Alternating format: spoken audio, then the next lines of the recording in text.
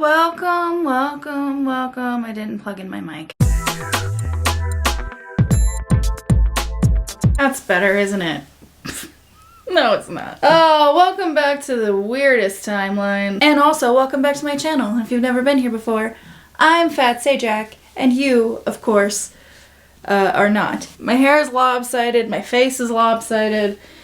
There's no side going unlopped right now. Anyway, today is for a smattering of smaller stories, and you know what that means, unless, of course, you do not. It's time for another episode of The Dump. Gross. Somebody really should change that intro. For those of you who don't know, because you're dumb or new here, it's gotta be one or the other. The Dump is a series I created in haste when I had a bunch of smaller stories that I wanted to talk about, but that weren't interesting or developed enough or, you know, whatever, to have their own dedicated video. Think of it like a lazier, worse version of The Soup. Sound good? Does that appeal to you, viewer? Why am I yelling? Great, subscribe. Me here. Links there. You look great today. Is that a new shirt? So let's get into it, right?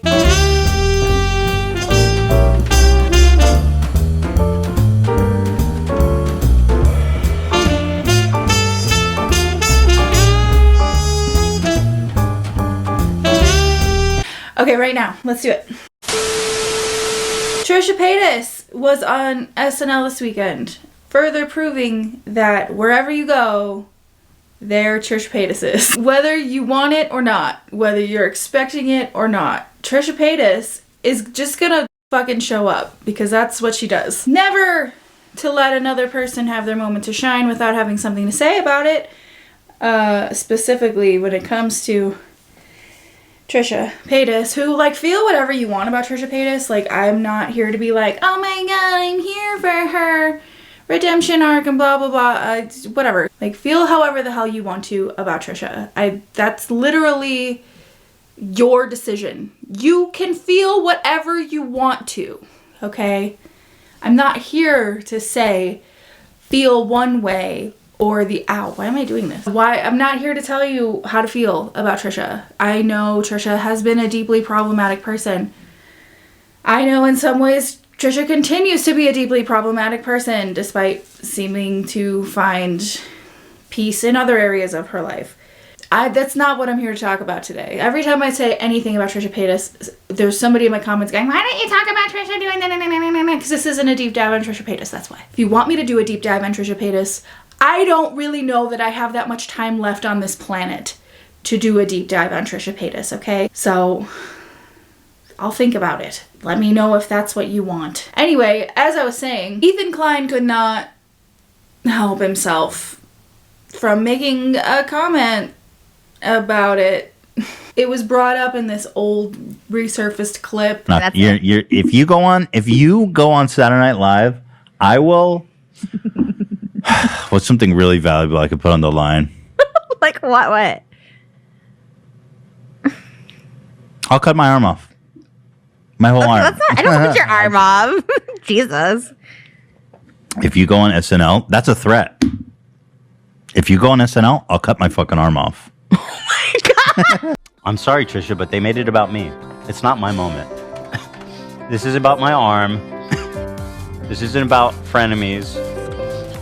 You know? This is about you and your 10 seconds. Okay, so hold on. No, I'm not gonna hear.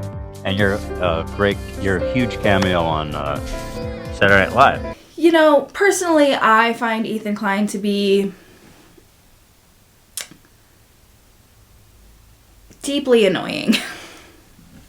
I'm sorry, I know the H3 subreddit's gonna tear me to shreds.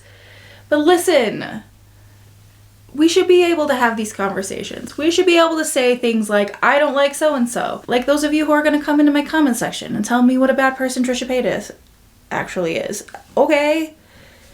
cool. That's a conversation we should be able to have. I'm fine with that. I'm not here to cape for anyone. Unless I explicitly state I am doing so. I am not here to cape for anyone. Everyone is up for criticism, myself included, because that's how adults have conversations. Being able to criticize someone, particularly someone you don't know, and have the opinion that you don't like that person. I'm not saying like hating on them and telling them to go kill themselves.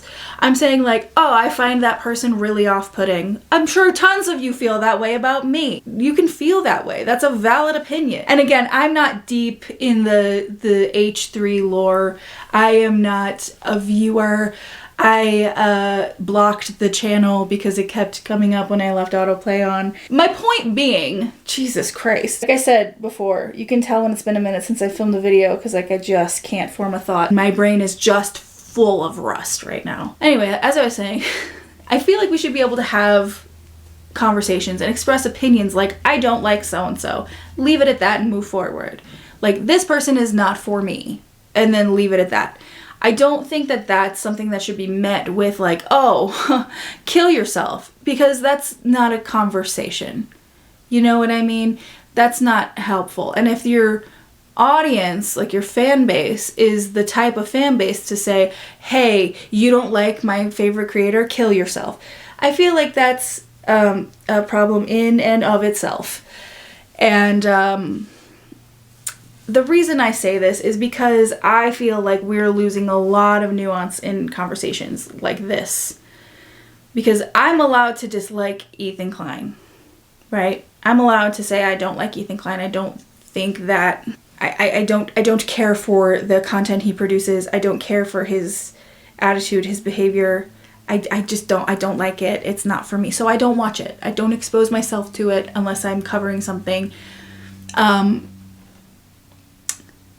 And I feel like that should be something where, as a dedicated viewer, you could say something like, oh, okay. Anyway, I don't like Ethan Klein, but I am sorry to hear about his arm. Hold on, I have to answer a text from my mom. No one texts me all day long, any day at all. And then the minute I turn my camera on, everybody needs something. Do I really care about anything? I do. I care about the welfare of children. Let's get into our next story. That was my favorite arm. Anyway, this is something I've wanted to talk about for like a hot minute, and I am probably going to yell a little bit here, so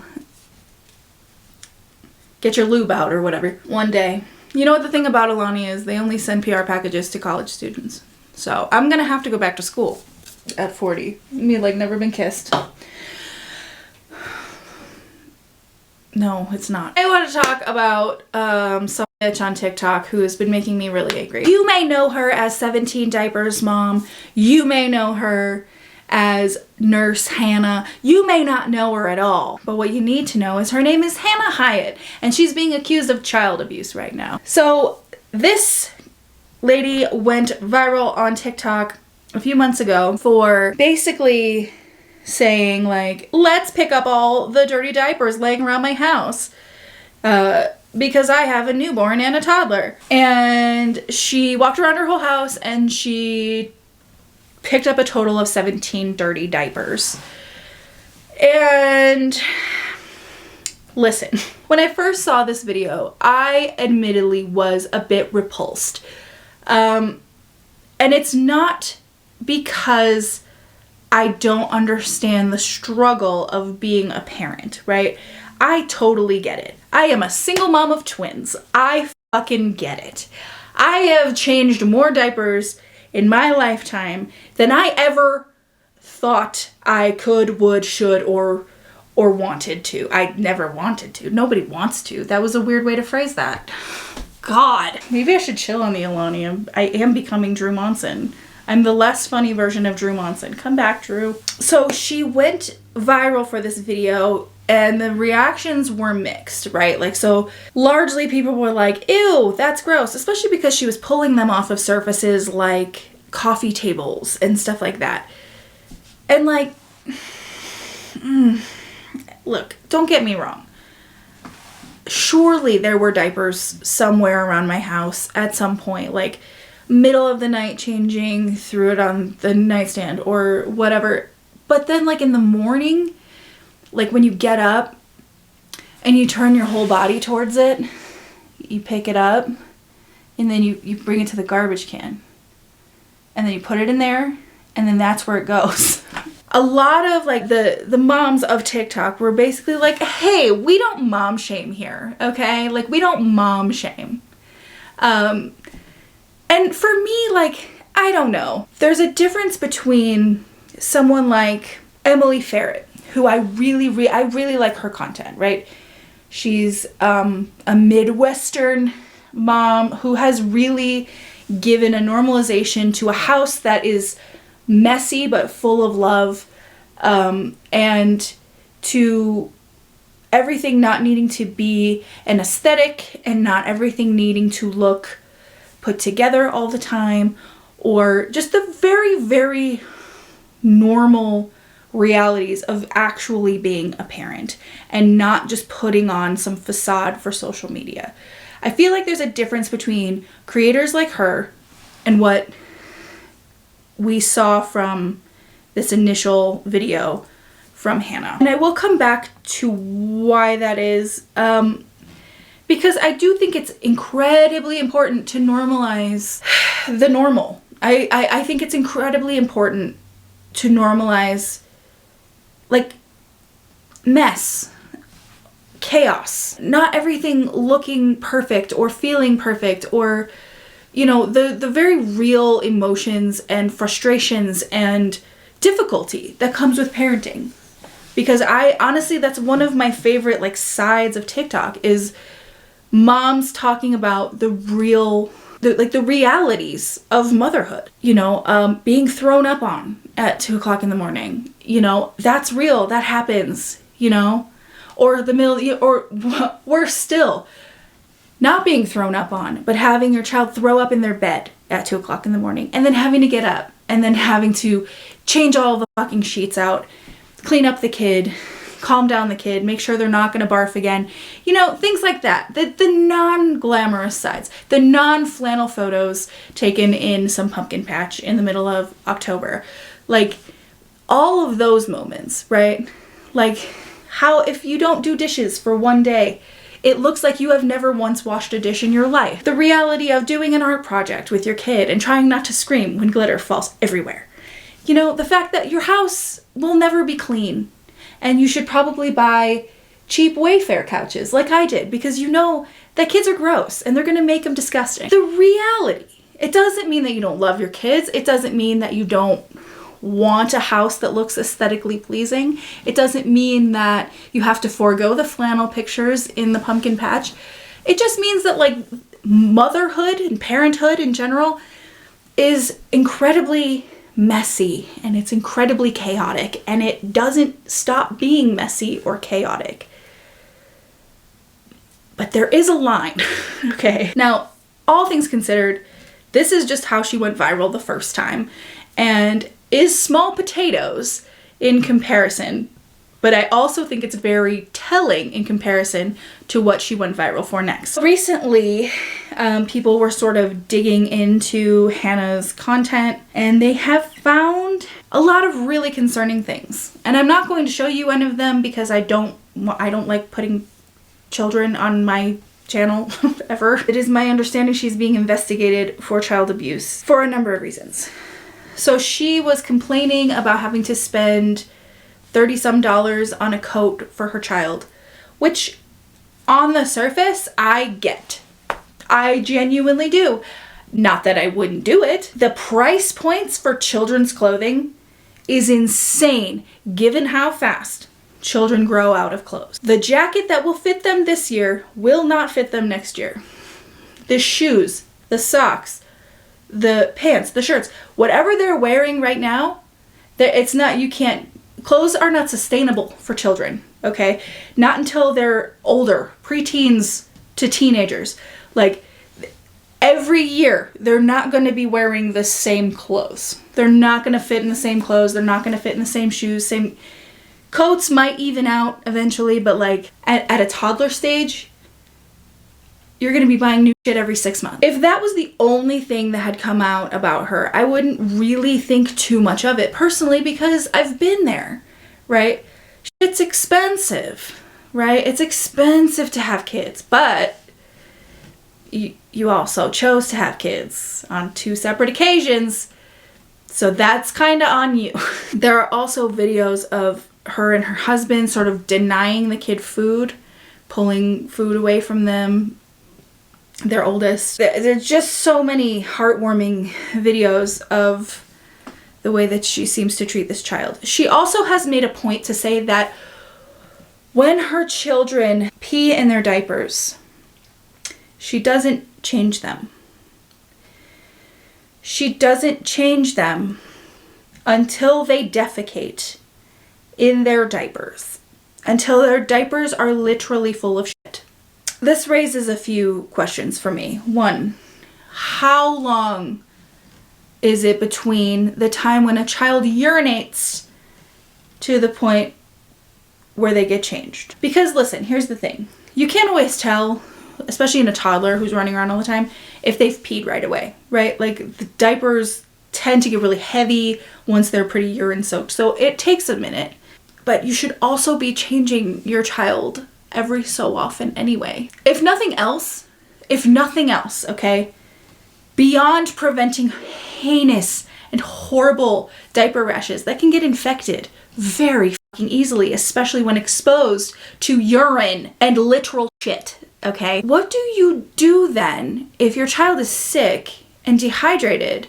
Because one of the most common ways a doctor will tell you to look out for dehydration in a child is by monitoring whether or not they are peeing regularly, right? I guess we don't care about that. Okay, fine. Now let's say her child pees at 9 a.m. but then doesn't take a shit until 4 p.m. Does that mean between the hours of 9 a.m. and 4 p.m. you are not once checking that child's diaper? That you are not once changing that child? Under the assumption that they haven't peed in like 7 hours, 8 hours? What are you doing? What are you doing? And then this leads me to another question, because again, she went viral the first time because of the 17 diapers thing. So how long were they sitting there then? Because if you're not changing your child, and God, I hope you're at least changing the newborn, because there's something coming out of a newborn all the time. How long were those sitting there? And like, they had to be like fucking footballs at that point. I hate it. I hate it so much. So at this point, she's putting those children at risk for, like I said, really, really severe diaper rashes, which can get infected and cause the child to get very sick. It's dangerous. It's neglect is what it is. It's straight up neglect. I can't say for sure that these children, or that at least the toddler, is being abused. I can't say that. But I can say that if the things that she says are true, she is neglecting them. Now, there are several other things, but one of the bigger ones was a video of her toddler in a cart in a grocery store, and her husband was handing the toddler like this box. I think it was ice cream or something. It was just a box. Something they were going to put in the cart, like he was showing him, and he brings it over to the child and he straight up winces and covers his face. And that child looked afraid. That looked like a reflex, you know. Obviously, I can't legally say this child's being abused.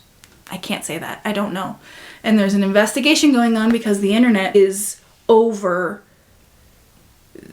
this sort of exploitation of children who are clearly, at the very least, neglected, or I don't know. I can't say that he's being abused because I don't know that. There were rumblings online that she had been arrested, I guess. No one has confirmed that, so I don't know that that's true. But hopefully I haven't been out of focus this whole time. And if I was, well, maybe that's for the best. Let's move on, shall we?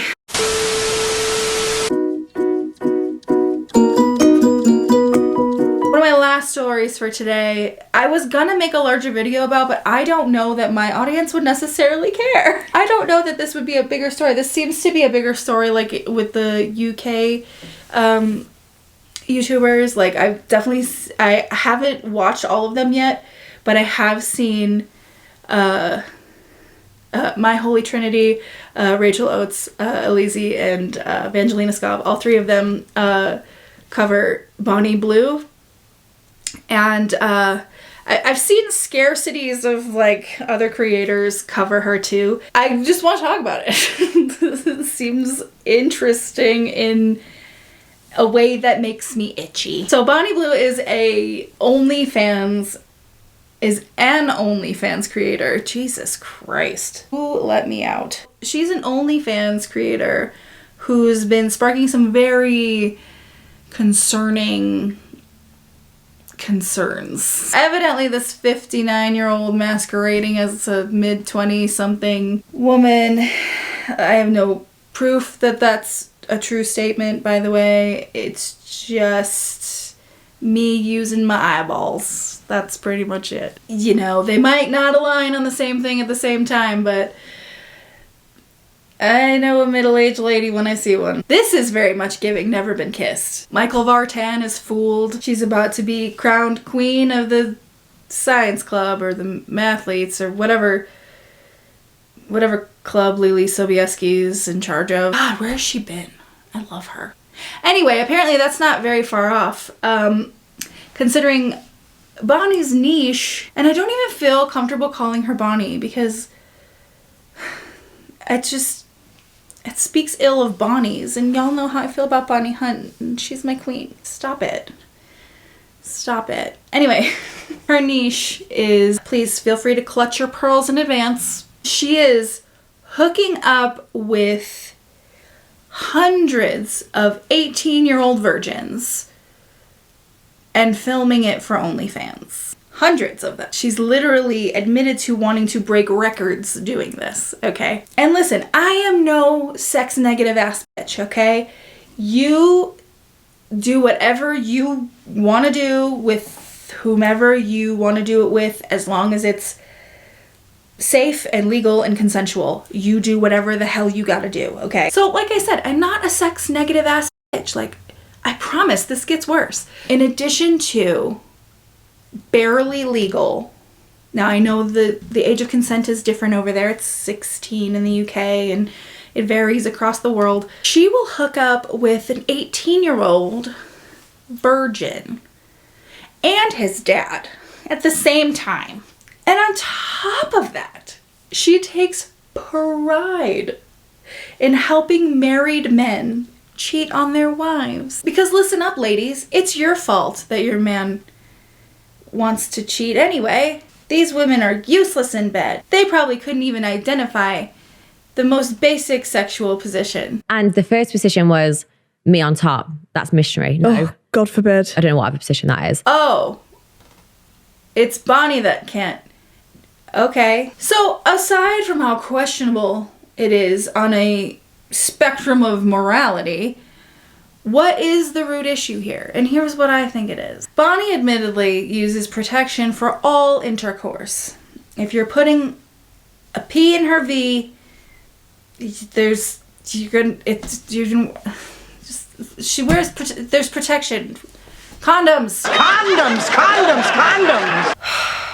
So she's using protection during intercourse, during penetrative intercourse, okay? She's not using protection when she is giving oral sex. That's the sacrifice you make when this is your job. You are, what's a nice monetizable way to say this?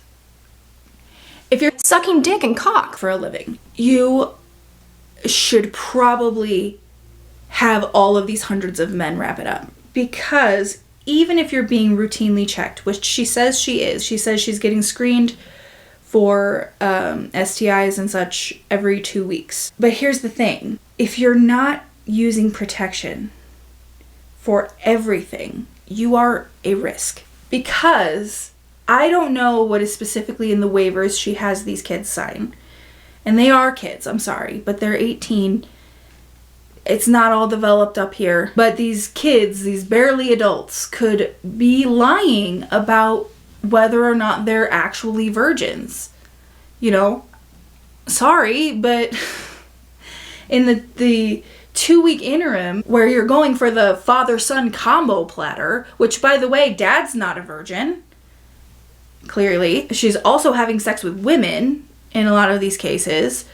So, like, you can very easily end up with something. Even HPV.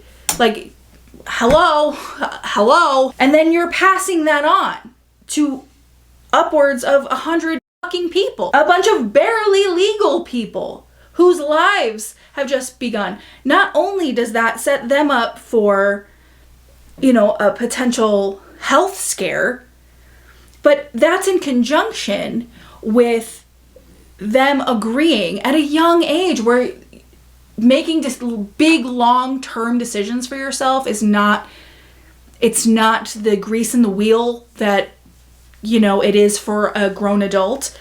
Because, like, can we talk about the ramifications about these kids basically signing away their sexual experience, for some of them, obviously, their first sexual experience, to be viewed by thousands of people and keep it on the internet for forever because that shit doesn't go away. Like, yeah, it's all high fives and shit when you're 18, but what about, like, when you're, you know, married? What about down the line when you, not that, like, I just mean, like, what, okay, how about this? Hey! One day, 20 years from now, when these kids are almost 40 and Bonnie is almost 80 and she's still making OnlyFans content. She's still banging hundreds a week. And then that guy's son is like, oh, Dad, I got a huge fetish for old bitches and I found this old bitch who bangs hundreds of guys a week. And I was going through all her old content and I saw you fucking her when you were 18. Cool, huh? It's there forever. Like, and I'm sorry, but that bitch is at least in her 40s. From a marketing and business standpoint, pretty solid. But from literally any other standpoint, not good. Not good at all. I would recommend getting this thing out of my eye. And then when you get it out of my eye, I recommend watching the videos I mentioned before. I'll link them below. If you're here, you know all three of those gorgeous people. Anyway, last but not least, on today's episode of The Dump that feels like the longest dump of my life. I slept with the son first and then went to the dad and I had the sons all over my face. No. You didn't wipe it off? No. Well, no, because it was in the room next to each other.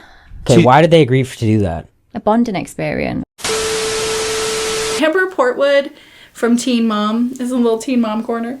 I know I haven't made a Teen Mom video in a minute. I am currently right now working on the Dr. Drew video, which you guys have been nagging me for over and over again. Getting to it. I'm writing it now, okay? I'm compiling my research. I'm sharpening my tongue. It will be ready for you this month, so it's coming. But Amber Portwood has returned to social media, and every time I'm scrolling, she's live.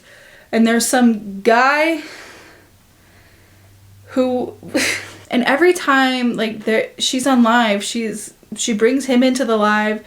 And the last time I was scrolling, he was singing a song.